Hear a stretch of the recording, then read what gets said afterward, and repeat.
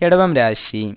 കാർത്തിക നക്ഷത്രത്തിന്റെ അവസാന മുക്കാൽ ഭാഗവും രോഹിണിയും മകീരം നക്ഷത്രത്തിന്റെ ആദ്യ പകുതിയും ഉൾച്ചേർന്നിരിക്കുന്നതായ ഇടവം രാശിക്കാർക്ക് വ്യാഴം 2015 ജൂലൈ മാസം 14 തീയതി വരെ 3-ലും അതിനുമേൽ 4-ലും, ശനി 2014 നവംബർ മാസം 2 തീയതി വരെ 6-ാം ഭാവത്തിലും അതിനുശേഷം 7-ലും, രാഹു 5-ലും കേതു 11-ലുമാകയാൽ ഗുണദോഷ മിശ്രത്തിൽ ദോഷാധിക്യമായിരിക്കും പൊതുവെ ഈ വർഷം അനുഭവമാവുക.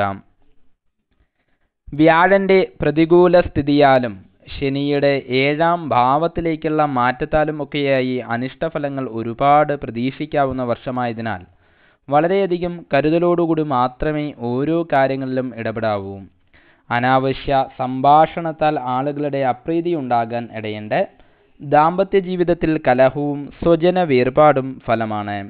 കർമ്മമേഖലയിൽ ദോഷങ്ങൾക്ക് സാധ്യത കാണുന്നതിനാൽ തന്നെ മുൻകോപവും എടുത്തുചാട്ടവും ഒഴിവാക്കണം.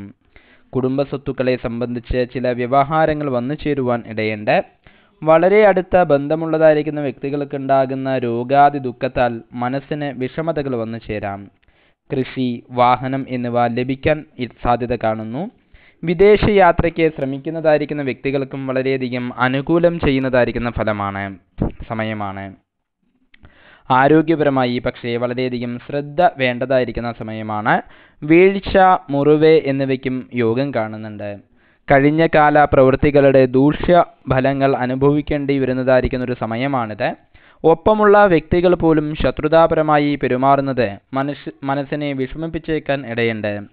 സാമ്പത്തികപരമായി ഗുണപ്രദമല്ലാത്ത സമയമായതിനാൽ തന്നെ ധനപരമായുള്ള വിഷയങ്ങളിൽ കൂടുതലായി ശ്രദ്ധ പുലർത്തുന്നത് നന്നായിരിക്കും. ദോഷപരിഹാരാർത്ഥമായി ശ്രീകൃഷ്ണസ്വാമി ക്ഷേത്രത്തിൽ ജന്മനക്ഷത്രം തോറും അർച്ചന, തുളസിമാല എന്നീ വഴിപാടുകൾ നടത്തിക്കുന്നത് ഗുണം ചെയ്യും.